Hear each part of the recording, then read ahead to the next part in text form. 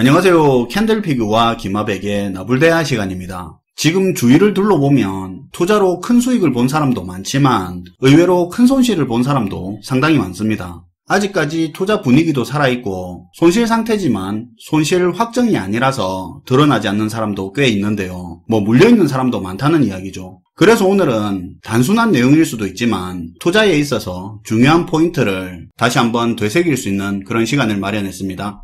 반갑습니다, 김하백님. 네, 안녕하세요. 최근에 성공적인 투자로 몇 배나 되는 자산을 불렸다는 사람도 있고요. 반면에 가상화폐라든지 주식 등의 투자 실패 때문에 상당한 규모의 투자 손실을 봤다는 그런 사람들도 심심치 않게 발견할 수 있는데요. 그야말로 지금 사회는 투자가 만연하게 활성화된 사회로 투자 성공뿐만이 아닌 투자 실패 역시도 엄청나게 넘쳐나는 세상을 마주하게 됐습니다. 예전 영상에서도 지금 투자 결과의 양극화 현상이 굉장히 두드러진다는 그런 조사 결과를 공유하기도 했었죠. 네.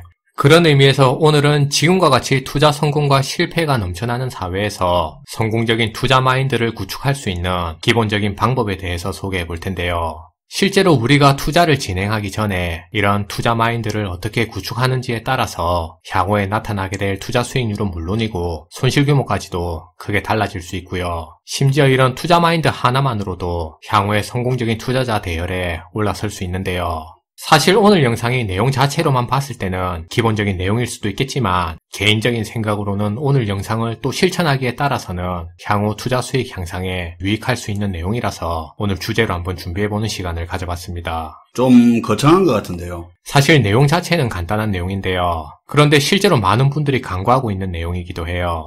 우리가 보통 투자로 돈을 좀 많이 벌었다거나 많이 알려진 성공한 투자자들을 보면 제일 궁금한 점이 이 사람이 어떻게 그렇게 성공할 수 있었는지, 도대체 어디에 어떤 타이밍을 잡아서 어떻게 투자를 했길래 그런 성공적인 투자 수익을 거둘 수 있었는지, 그리고 만약에 아직도 투자를 진행하고 있다면 지금은 어디에 투자하고 있는지 아마 그런 수익적인 부분을 중심으로 먼저 관심을 가지게 될 거예요. 그야 뻔한 거죠. 나도 돈 벌고 싶고 돈 번 사람들 보면 어떻게 돈 벌었는지가 먼저 궁금하겠죠. 네. 그리고 사실 시중에 나온 이런 성공한 투자자라고 하는 사람들이 낸 책들을 보더라도 거의 대부분의 내용이 앞에서 말한 저런 류의 투자 성공에 대한 투자 수익 모델을 중심으로 내용을 펼쳐간 책이 대부분이라고 볼 수 있어요. 그러니까 일반적인 우리 보통의 대부분의 사람들 같은 경우에는 소위 성공한 투자자라고 하는 사람들이 그동안에 거둔 투자 성공 사례에만 관심을 가지고 그들이 알려주는 수익 모델만 그대로 쫓으면 자신들도 그들처럼 성공한 투자자의 대열에 낄 수 있다고 생각하는데요.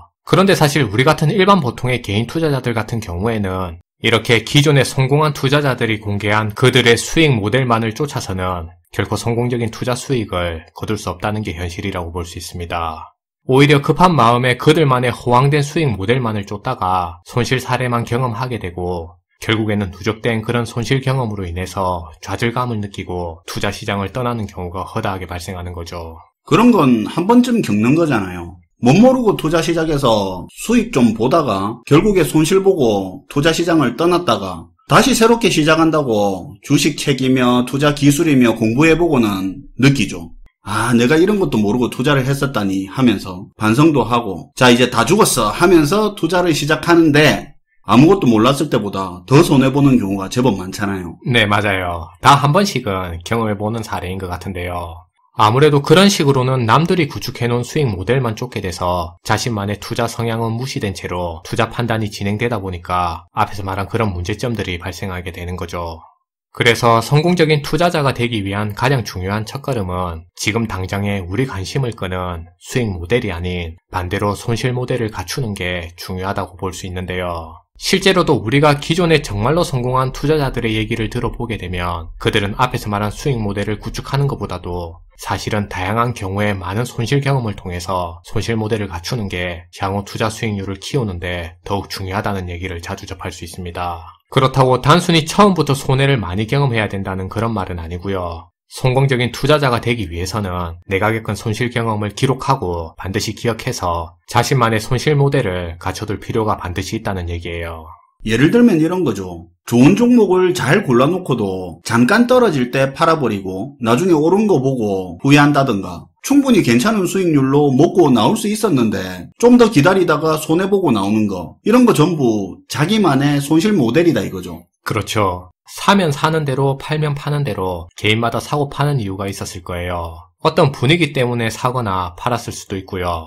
다른 거는 막 오르는데 내 종목만 지지부진하다고 해서 갈아탄다고 파는 경우도 있고, 투자 지식 유무를 떠나서 이유가 뭐가 됐든 분명히 아주 사소한 거라도 이유가 있었을 건데요.